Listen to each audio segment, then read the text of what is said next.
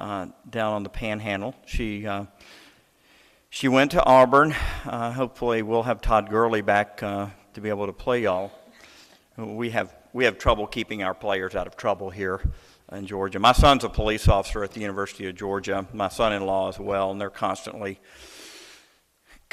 having to deal with our athletes over there and some of the knuckleheaded things that go on in Athens and Auburn too, I'm sure.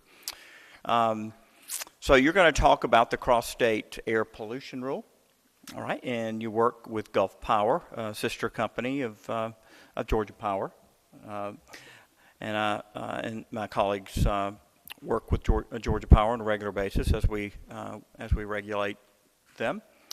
So you're the Senior Environmental Affairs Specialist, so tell us about yet another rule that we have to deal with in order to live our lives. Thank you. Thank you, Tim. Yes, Tampa Bay, been a Tampa Bay fan for a number of years.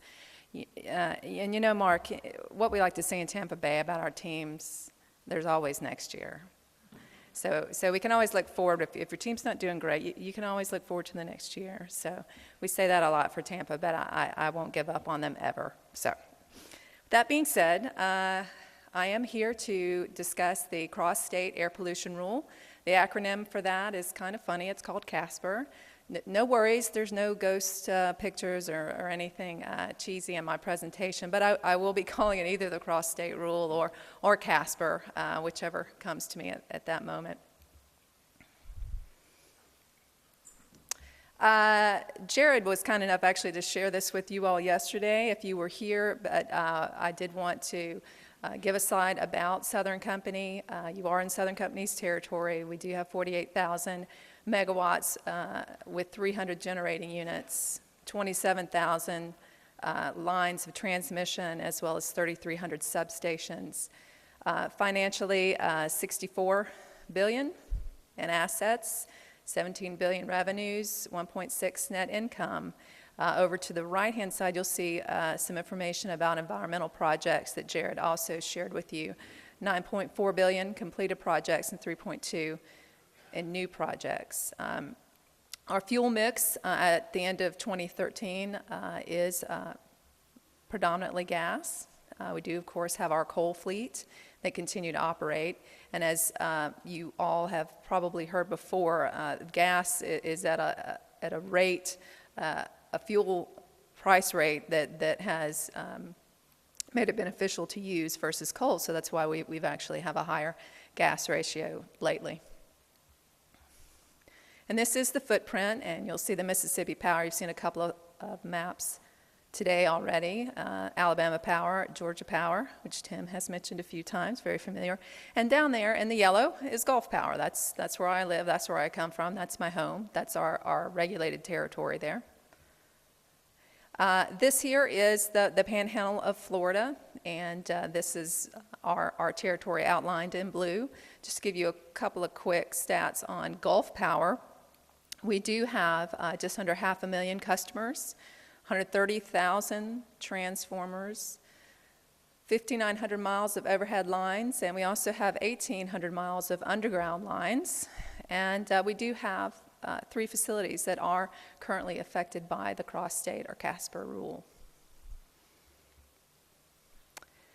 Well, as far as the overview and what I'd like to discuss today, I will let, many of you may be familiar with it, many of you may not, so I want to talk about it, tell you what it is and why do we care about it.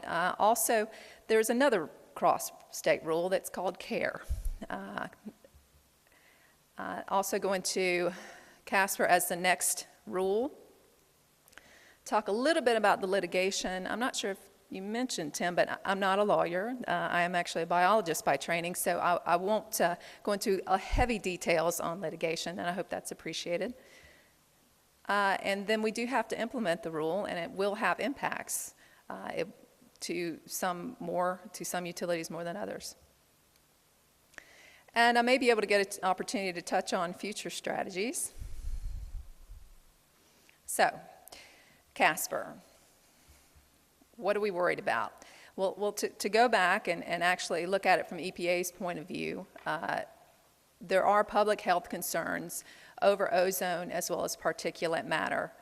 We do know that sulfur dioxide and nitrous oxides contribute to the formation of PM, particulate matter, at 2.5. We also know that NOx contributes to the formation of ozone. We also know that air pollution does travel, and it can be affected from one state to another. And the EPA does have goals that we meet the National Air Ambient Quality Standards, or NAAQS for short, by not only regulating sources that are close to non-attainment areas, areas that are not meeting the standards, but also sources that are further away that affect the areas. Well, it's not the first time. We did have the Clean Air Interstate Rule that was finalized in 2005. CAIR's goal was to use a cap-and-trade approach for SO2 and NOx emissions. This is not a new idea, by the way. It did cover 27 states as well as the District of Columbia. But what happened? There were some litigation, which has a tendency to happen with many rules, and this particular rule, several fatal flaws were found by a court, and the rule was remanded back to EPA. But it did, the circuit did, although it did remand the rule back, it did stay in place until we had a new rule. So we still have CAIR actually today. CAIR is still with us today. So the next rule to replace CAIR was the cross-state air pollution rule. I'm going to turn for just a second to take a quick look at that. That's actually a pretty decent looking map there. And what you see are the states that are included in the rule. You can actually find this online pretty easily, and you'll see the rule has the states in green there are the annual SO2, annual NOx, and seasonal NOx states, meaning they're in all three of those programs. And then you'll see some blue states there that have been pulled into the program for annual SO2 and annual NOx only.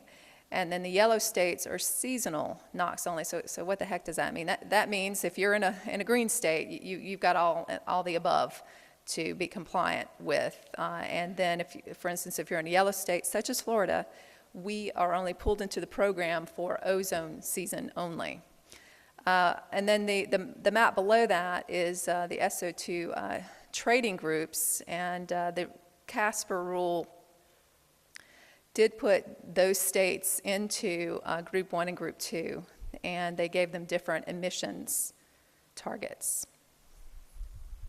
So overall, the cross-state air pollution rule, in August of 2011, they did finalize the rule.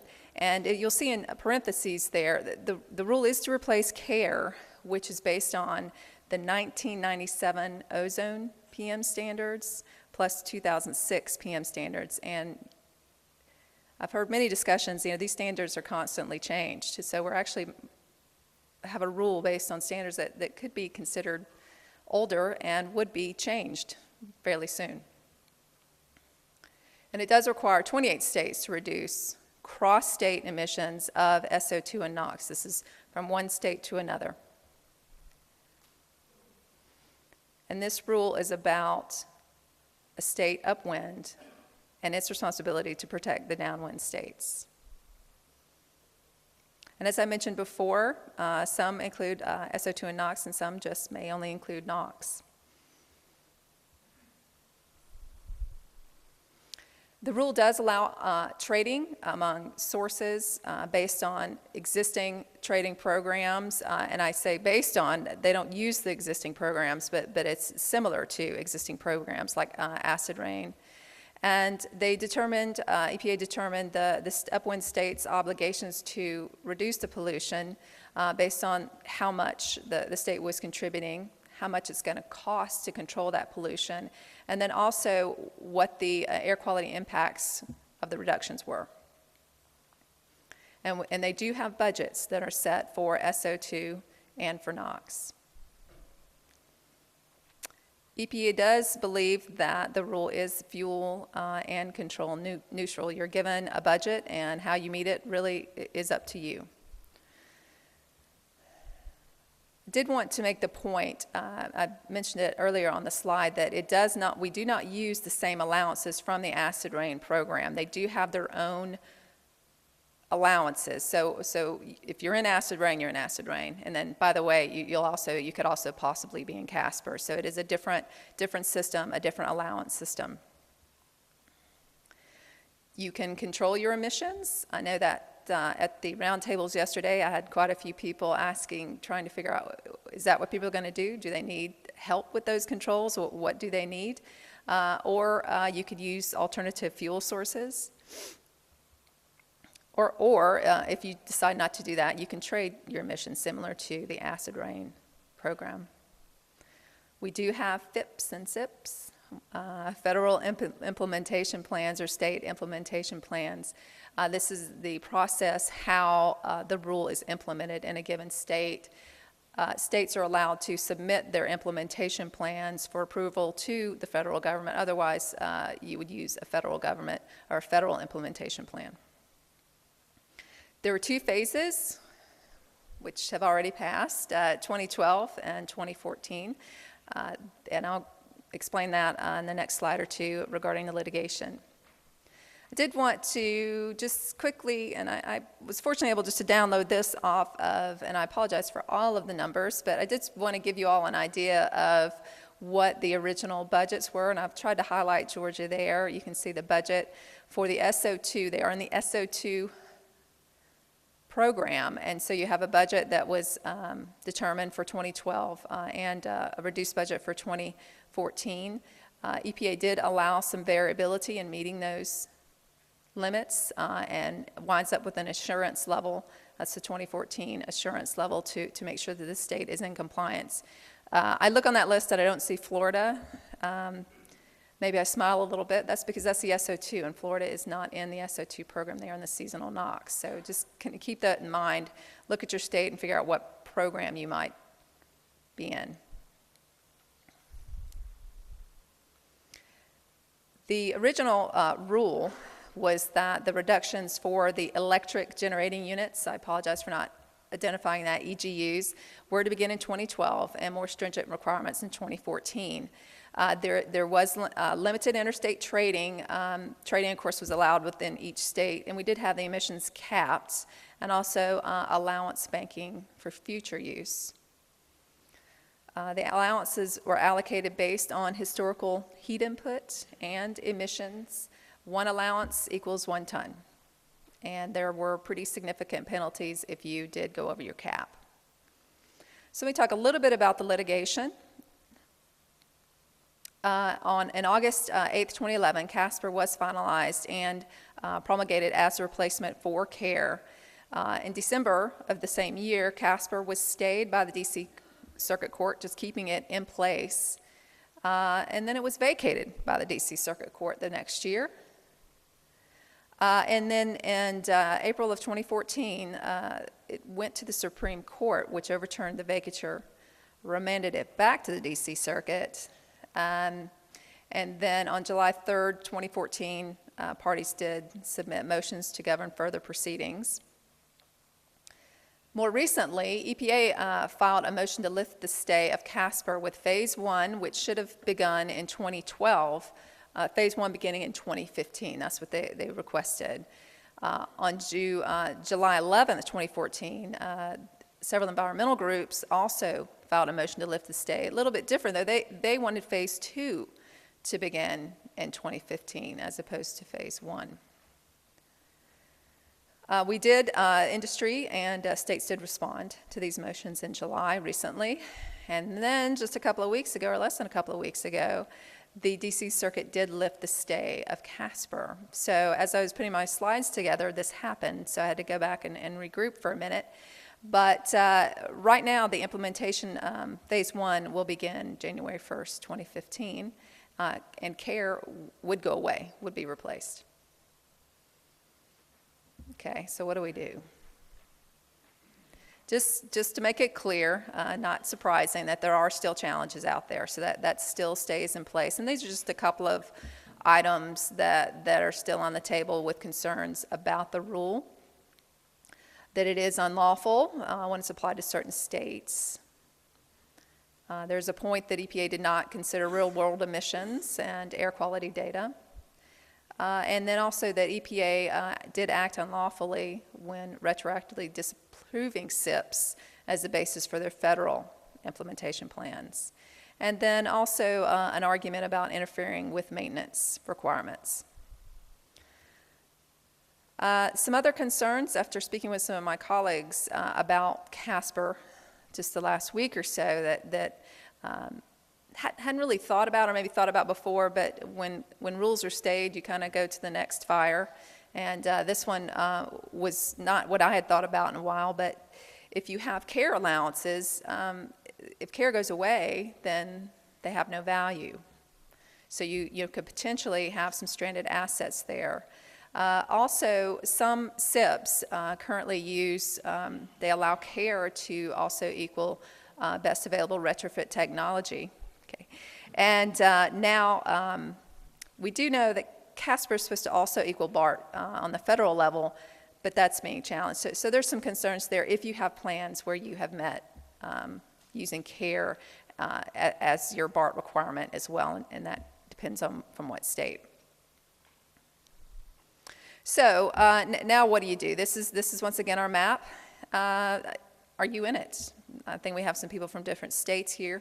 You may or may not be in the program, so lucky you if you're not. You want to figure out what your budgets are going to be. You may have units that may not be covered by CSPAR. There were units that were covered by CAIR.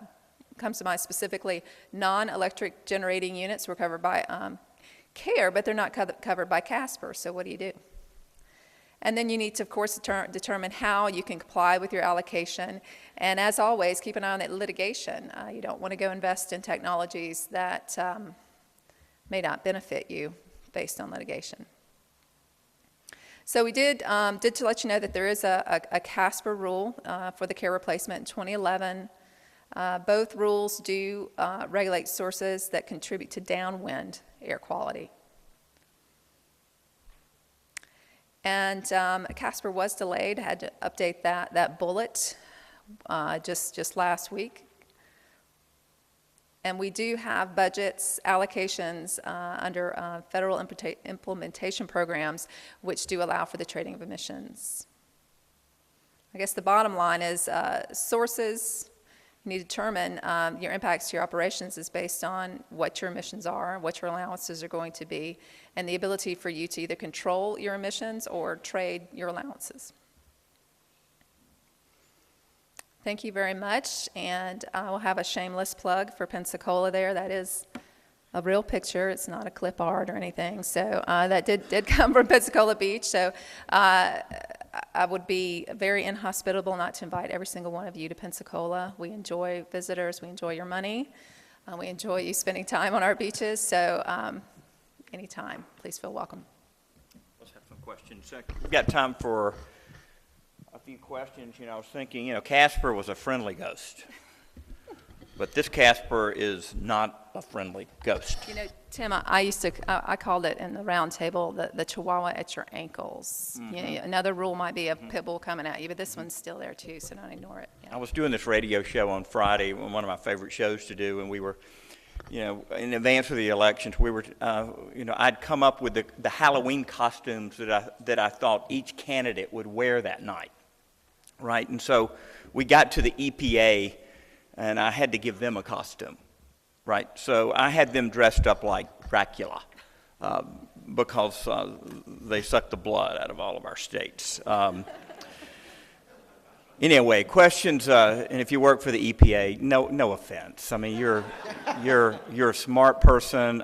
You got to have a job. You got to use your degree, and I don't fault you for your job. So question out here. Yes, and I need the microphone. Thanks. Very good presentation, Susan. So you're begging the question. So really, what do we do now? Is the EPA going to reissue a new timeline for phase 1, phase 2? Are they going to redefine what the levels for each state are going to be?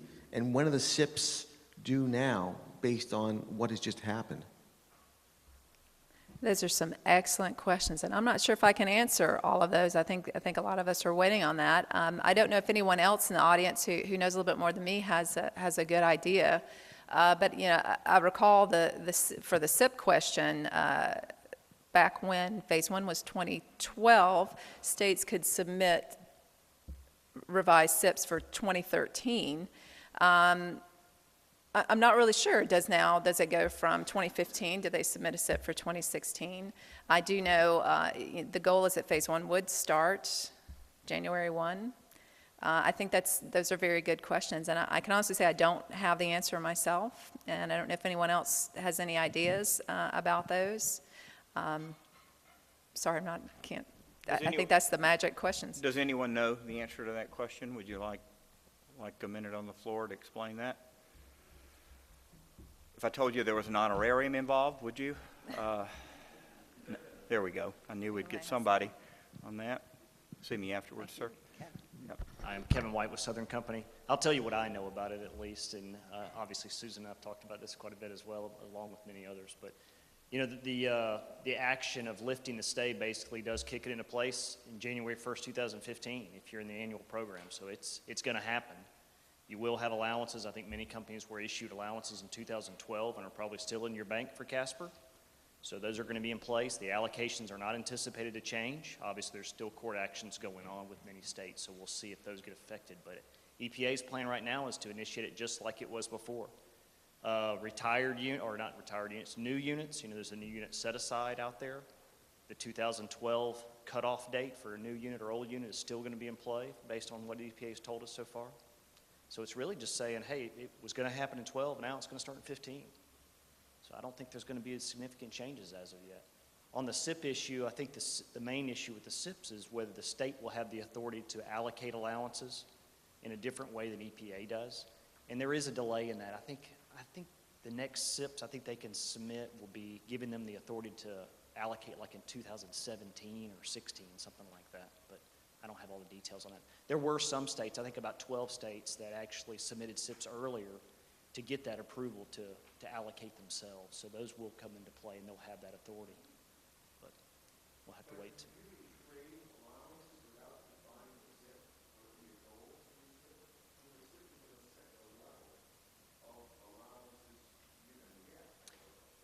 Well, EPA's already set all of that. I mean, they've set the state level of allowances at each state based on each unit's allocation. So you have a limit already that your state can't exceed. Yeah. Okay, thank you. I have a question on the trading. So, is the trading done through something like the Environmental Protection Division here in Georgia for the whole state, or would a utility like Southern, taking their 4 units, would they be able to shift some things around within their system to make trades? Tell us a little bit more how the trading system works and who were the folks that really kind of took advantage of the trading. I may actually defer to Kevin White on that again, if you don't mind, Kevin. I think you would give a better answer than me. Yeah, there he is. I'm going to put him on the spot. I would call him if someone asked me that. Yeah, let's get that mic over there.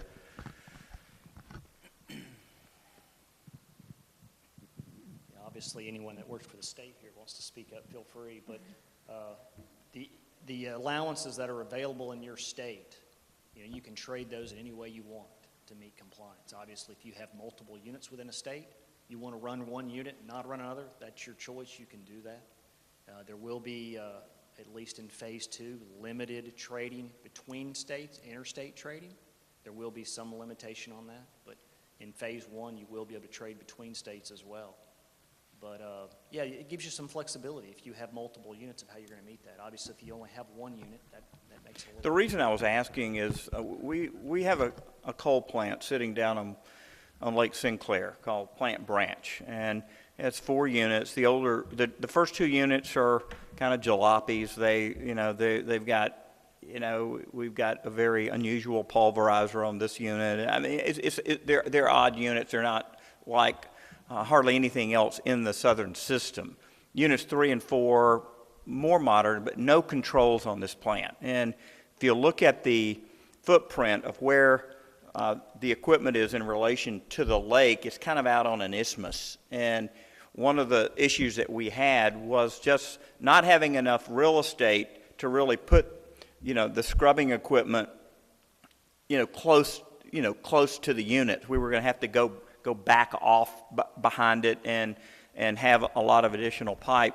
But this is one of the communities in Georgia where they really appreciated that plant. They didn't care that it wasn't scrubbed.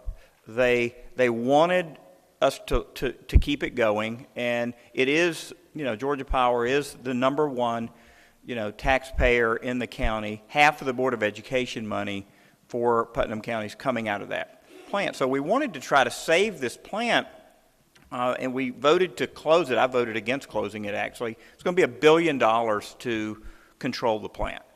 And I wonder if, with these changes now, if we could go back and reevaluate that. So I'm not asking you in front of God and everybody to, to tell us, but will these changes in the rule, is there some opportunity to reevaluate decisions like we made? Well, I think all decisions are not based on one rule anymore. Obviously, they're both based on multiple rules. So, the scrubber probably, and I'm just guessing, was not a driver because of CSPAR.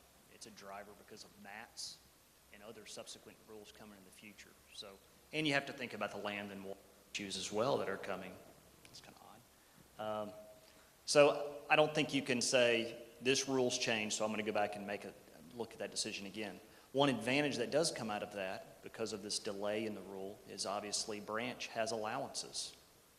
So until there's some timing associated with that, basically you can maintain and you get to utilize those allowances for 4 years since the last year that it operated. So they'll have those allowances they can use for other units temporarily. Maybe that's, and this is just an assumption, if they're putting controls on another unit, maybe they can use that as an interim until that's put into place. So there are some uses for those allowances, at least temporarily, so there are some advantages maybe. Wow, you've given me a homework assignment. I'm going, this afternoon, to talk with our folks to see even if we extended the life of that plant 1 year, means a lot to that community. So that would be great to be able to keep that plant alive, especially when you look at the distribution. If you think about, in middle Georgia, where we're having a difficult time, with economies for our cities like Milledgeville, like Macon, like Albany, and being able to kind of help those economies down there, with a plant like that is, it's the lifeblood, of a rural community. So great. Thank you very much for your presentation.